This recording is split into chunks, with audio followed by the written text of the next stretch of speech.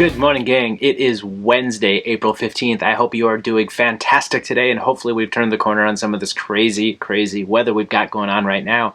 The video, the country from the intro was known as Côte d'Ivoire in French, also known as the Ivory Coast in English. Now, yesterday's country, Madagascar, was known as a leading vanilla producer in the world. Côte d'Ivoire is one of the world's leading cocoa producers. We got chocolate, we got vanilla. Where are we going to find those strawberries and get our Neapolitan jam on? Ivory Coast, they're also named the Ivory Coast, this is probably not a shocker, due to the elephants found within the region and their ivory tusks. We know from watching David Attenborough and BBC that the elephants are constantly being poached and on the danger of extinction, but that is where Ivory Coast, or Côte d'Ivoire, gets its name.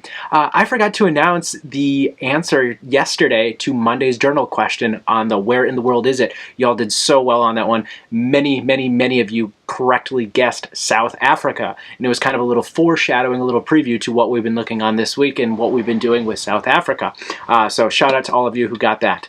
Today, journal question number 2 is going to ask you if you could meet any person in the world, any living real person in the world, so we're not talking book characters, we're not talking TV show characters, we can talk actors, but any real living person in the world, who would you meet and why? I think I would pick Malala Yousafzai. She's super inspiring, she's super awesome, or seems to be. I've never met her. I don't know, but I think it would just be really interesting to sit down and pick her brain and just kind of get to hear a little bit more about her experiences on a one-on-one level. I believe you learned about her in language arts already this year, so you know what I'm talking about. Today, a couple of things that you're going to need to do. First, there's a weird...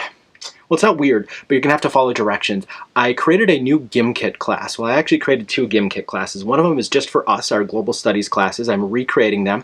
And another one is going to be an entire STMA East-West Gimkit class.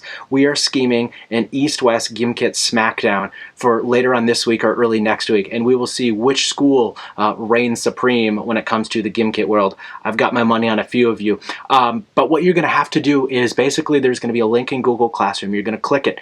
It's going to ask you to sign in with your Google account. You will sign in with your Google account, but then it's going to say, hey, you don't have an account. Would you like to create one?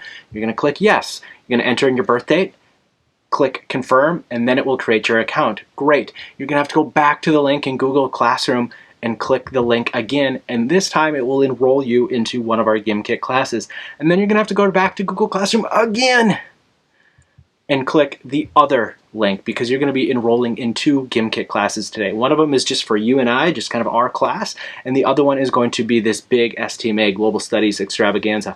If that sounds confusing, it's not. There is a short video, a minute long. Watch that if you're a little confused. But basically, you just need to create a Gimkit account and then join 2 classes. It's just click, click, click. It'll take you less than a minute. It'll be fine, easy peasy. And then the academic side of things today, you're going to finish up reading that article.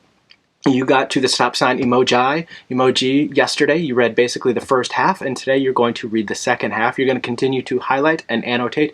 Again, the video directions are linked at the top of that article if you're not quite sure how to do that. I hope it went really well for you yesterday. If not, please reach out and let me know. But really, that's all you got today. The journal questions, joining some Gimkit classes, and then finishing up reading and annotating that article. Hang on to it. Don't turn anything in today. We're going to need that article, and if you digitally turn it in to me, it's like you are physically giving it to me, and then later on in the week, and I say, hey, take out your article, and you're like, but I already gave it to you. I'll be like, yeah, I know. Now I got to give it back to you. So you just hang on to it, okay? You don't need to turn anything in today.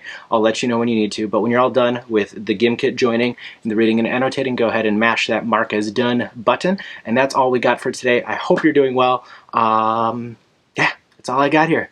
Oh, P.S. I'll save that for later. Deuces.